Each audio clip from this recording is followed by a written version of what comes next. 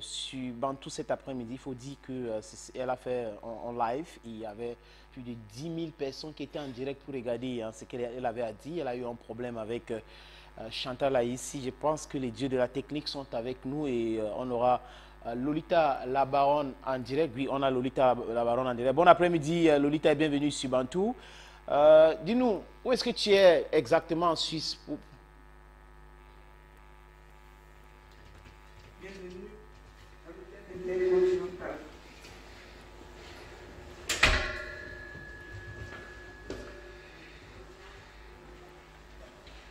Visitons ensemble dans son hôtel. Bienvenue, hein. J'espère que ça va. Je suis à Genève pour un petit court séjour pour quelques jours et je suis bel et bien à l'hôtel Intercontinental. Vous voyez bien, là. On me souhaite la bienvenue. Hein? Voilà. Un peu de champagne. Ça, c'est la classe. Un peu de champagne, un peu de whisky. Ça, c'est mon lit. Voilà. Et je vous invite à voir ma salle de bain. Voilà. Là, c'est, vous voyez, ça, c'est tout. Les toilettes où il faut poser la serviette, poser le pied, se laver. Là, il y a plein de marbre. Voilà. Ici, c'est là où il y a tous les produits. Il y a tous les produits ici. Voilà. Et là, c'est là où je prends mon bain. Donc, si je prends mon bain, c'est ici. Vous voyez, tous les produits sont là, les serviettes sont là. C'est magnifique. Et de ma chambre. Bon après-midi, le très nécessaire Clétous. Je suis très ravi d'être sur Bantou. Et je salue tous les téléspectateurs de LTM Télévision. Je me trouve en ce moment, bien entendu, à Genève, à l'hôtel Intercontinental de Genève. Je suis ici parce que je suis de passage, parce que j'ai quelques petites choses à faire. Et actuellement, je loge à l'hôtel Intercontinental de Genève pour quelques temps. Juste le temps qui m'est imparti pour le travail que j'ai à faire ici. Bien entendu, je vis en Suisse, mais Genève est un peu loin d'où je vis à Berne. Merci. Lolita, on t'a vu, il faut dire qu'on t'a vu très en colère contre Chantal ici sur les réseaux sociaux. Est-ce qu'on peut avoir une idée sur l'origine de ta colère?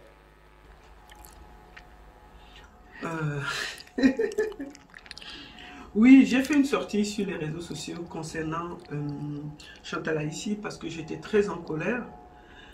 J'étais en colère parce que je pense que dans ce métier, je suis dans le métier de la musique depuis plus de 23 ans en tant que manager, productrice, et je refuse de me faire manipuler.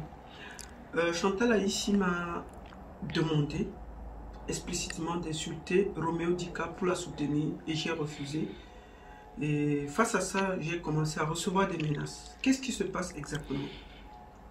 Il se passe que après ça, je pense que après sa sortie à la CATV, elle s'est rendue compte, je pense, que ce n'était pas ce qui était bien, parce qu'une artiste ne va pas verser à la télévision nationale un ex-mari avec qui on a vécu, on a partagé des choses et avec qui on est séparés depuis plus de 20 ans.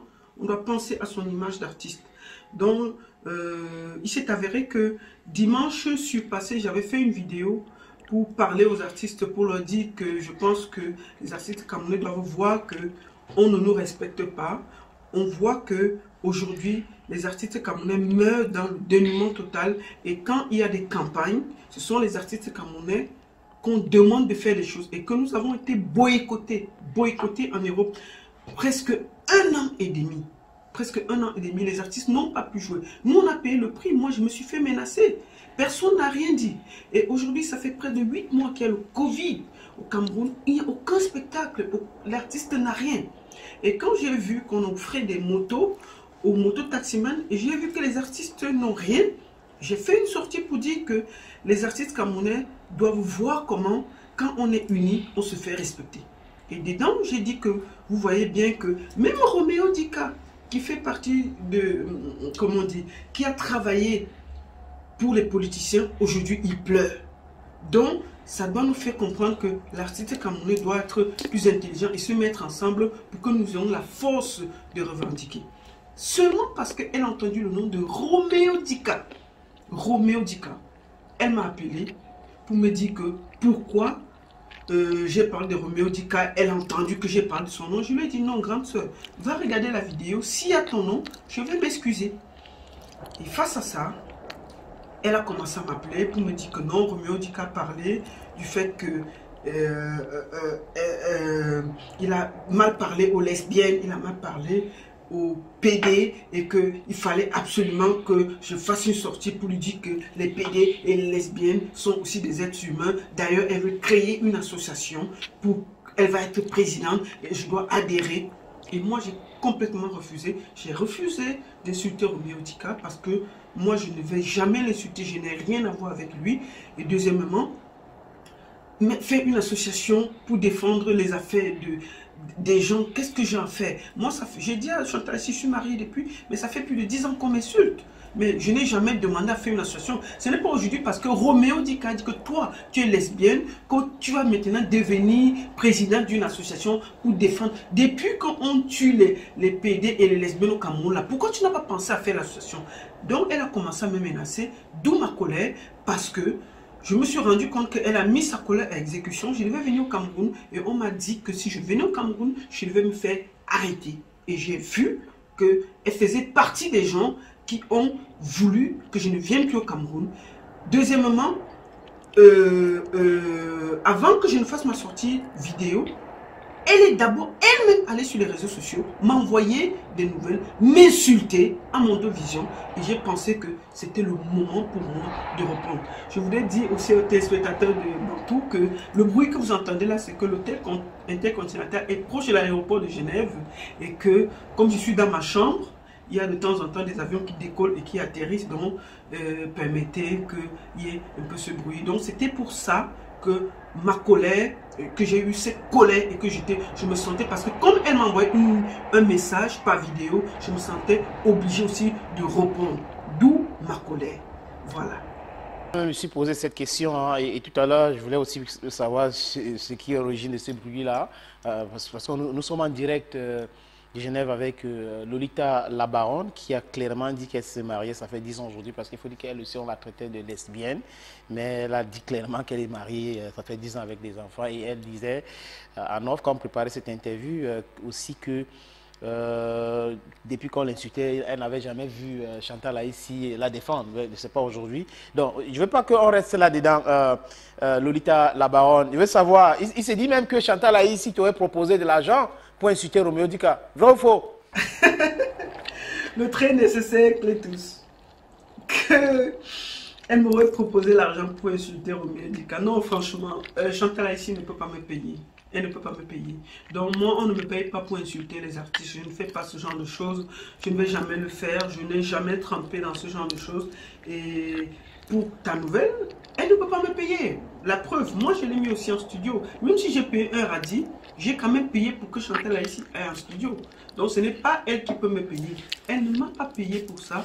Elle ne m'a jamais proposé de l'argent. Il faut que les choses soient claires. Jamais. Parce que je ne crois pas que Chantal Haïssi peut me payer. Voilà. Elle t'a menacé, Lolita?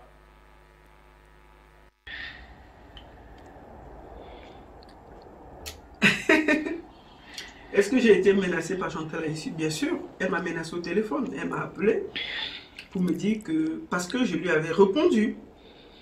Quand elle a voulu que je rentre dans ce jeu clasher Roméo Dika, j'ai refusé. Elle a voulu que... Elle m'a dit que j'allais voir ce que j'allais voir.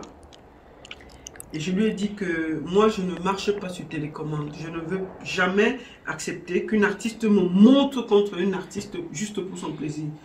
Et sa colère vient du fait que je lui ai dit au téléphone que, en tant qu'artiste, tu aurais dû réfléchir avant d'aller te mettre dans cette histoire.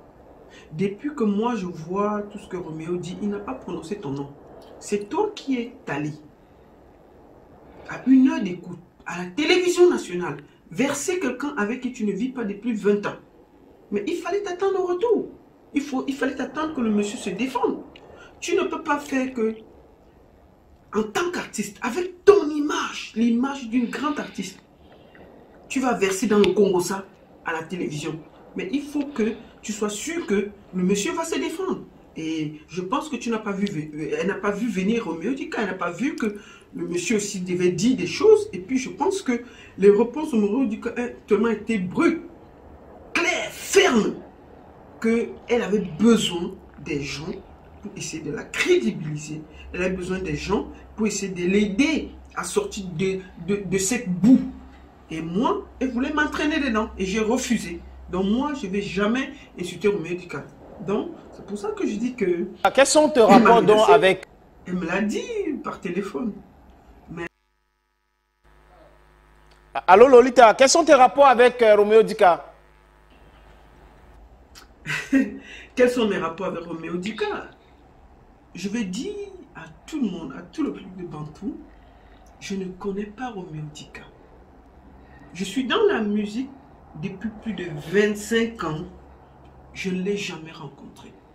Et pourtant, Dieu sait que j'ai travaillé avec quasiment tous les artistes camerounais. J'ai travaillé avec quasiment tous les artistes internationaux. Je n'ai jamais rencontré Roméo Dika. Je n'ai jamais eu affaire à lui. Je ne l'ai même jamais vu pour le saluer. C'est bizarre, mais c'est ça. Donc, je ne le connais pas. Je ne connais pas ce monsieur. Je ne sais pas. Mais j'ai juste trouvé injuste qu'on m'implique dans une histoire où je dois aller insulter quelqu'un que je ne connais pas, que je n'ai jamais vu. Et je pense que dans ma vie, je ne vais jamais me mettre dans une histoire où je ne comprends ni d'Adam ni de Ève. Donc, je ne connais pas Roméo Dika. Et s'il voit cette vidéo, je profite pour le saluer et lui donner tout mon respect. Voilà. Il est en train de regarder direct du côté de Yaoundé. Il va certainement réagir ou t'envoyer un message ou sur les réseaux sociaux, pourquoi pas. Je veux qu'on parle maintenant de ton travail de promotrice culturelle, événementielle avec le Covid-19. Comment est-ce que tu gères tout cela, Lolita? Oui, Clétus, avec le Covid-19, c'est très compliqué, c'est très difficile pour le moment. Les artistes camerounais, comme tu sais, je travaille avec des artistes camerounais, mais je travaille avec des artistes internationaux aussi. Une maison de production Baron Prod a un peu calmé le jeu. On va recommencer l'année prochaine. Pour le moment, comme je ne peux plus venir au Cameroun, on va travailler. Je vais voir, je vais toujours investir sur les artistes camerounais. Je vais me tourner avec d'autres talents en Afrique. Il y en a. Je travaille beaucoup avec la Côte d'Ivoire, donc il n'y a pas de souci. Je travaille beaucoup les artistes de l'Est. Donc, concernant le Covid-19, ça a arrêté toutes les activités. Ici en Suisse, je crois aussi en France et un peu partout. On laisse l'année passer, on laisse l'année couler. DJ Petit Puma a sorti un son. Qui fait partie de Baron Prod, a sorti un son pour le coronavirus en juin que nous sommes en train de promouvoir et que beaucoup de télévisions, beaucoup d'associations, beaucoup de grandes ONG ont pris et je suis très content. Donc présentement tous les artistes que je produis et que je manage, parce que en plus de produire, je manage pas mal d'artistes. Nous sommes en stand-by et on attend que le Covid-19 se calme ou parte pour qu'enfin on recommence normalement les activités, mais sinon on profite, on se repose et on fait d'autres choses en attendant que l'activité culturelle revienne. Merci beaucoup Lolita la Baronne pour cet entretien. Un dernier mot parce qu'on va se dire au revoir. Merci à toi Clétus, le très nécessaire Clétus, merci à toi mon frère, merci pour cette interview et je salue encore tous les téléspectateurs de Bantou. C'était un plaisir d'être là avec toi ce dimanche. C'est vrai que je souhaite beaucoup de santé, de bonheur, de prospérité à tous les Camerounais, que la paix revienne au Cameroun. Je souhaite beaucoup de choses à tous les artistes camerounais. Et comme je le dis, les gars, si vous voulez vous faire respecter, mettez-vous ensemble parce que plus fort, plus unis, on est plus fort. Et surtout, je voudrais aussi dire à tous les artistes que le fait que je ne vienne plus au Cameroun ne m'empêche absolument pas de continuer mon travail de management artistique, de production et tout. Un moment, j'ai voulu abandonner, j'ai voulu me tourner contre et travailler avec les autres, mais je pense que la jeunesse camerounaise a besoin de nous, la jeunesse camerounaise a besoin de mon expérience, la jeunesse camerounaise a besoin de mon travail, la jeunesse camerounaise a besoin, et surtout n'oubliez pas, tous ceux qui m'écoutent aujourd'hui, ne vous mettez jamais dans une histoire que vous ne comprenez pas. N'allez jamais insulter quelqu'un pour faire plaisir à une autre personne. N'allez jamais, pour faire plaisir, surtout aux artistes, clasher. N'entrez jamais dans une histoire que vous ne comprenez pas. Parce que la vie aussi, c'est d'être posé, sage et de savoir où on va. Merci à tout le Cameroun, merci Douala Yaoundé, tous nos frères. Et surtout, n'oubliez pas, c'était la seule et unique baronne de Suisse. Je reste debout. Vous aussi, j'espère. Merci. Bon dimanche à tous et enjoy sur Bantou avec le très nécessaire Clétus. Merci pour cette interview magnifique.